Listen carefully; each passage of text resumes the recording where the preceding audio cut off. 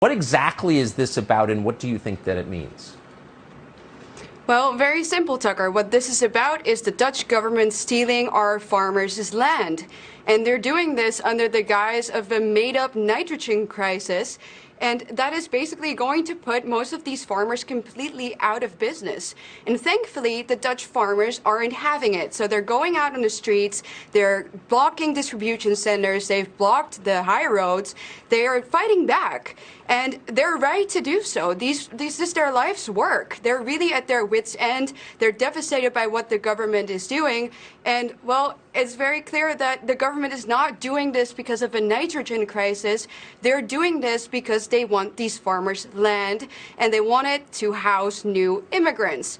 They also want it because the farmers are obviously standing in their way of the great reset plans that they have for us. So, yeah, farmers are hardworking, God-fearing, and especially self-sufficient people that are just standing in the way of their globalist agenda. And it's driving a lot of these farmers even to something like suicide. So, really, there's only one term that we can use for the things that our government under Premier Mark Rutte is doing right now, and that is communism. What are they worried about with nitrogen? It sounds laughable to me.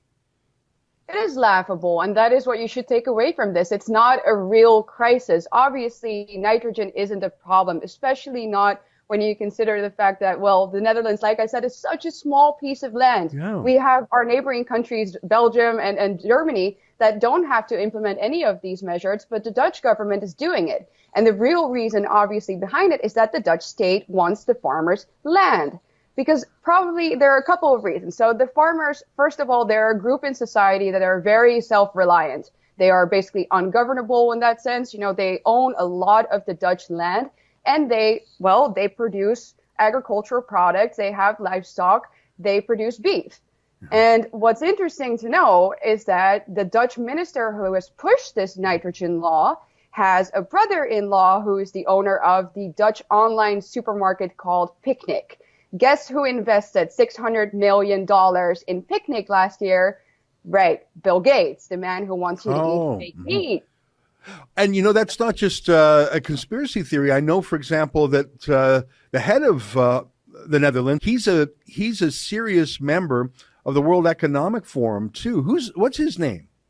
Mark Rutte. Yes, Rutte. Mark Rutte is very, very deeply involved in the World Economic Forum. And, well, it's obvious that this law is a product, again, of these globalist institutions. Because this needs to happen before 2030.